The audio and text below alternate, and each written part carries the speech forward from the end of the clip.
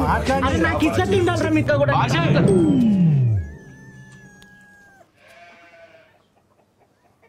అరే వీడియోలు తీద్దాం అనుకుంటున్నాం మాకు ఒక కెమెరామ్యాన్ కావాలి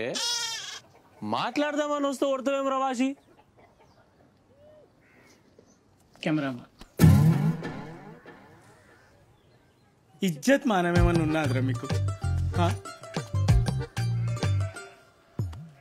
ఏం ముఖం పెట్టుకొని వచ్చిర్రా నాకు తెలియకడుగుతా మీరు ఏమ్రా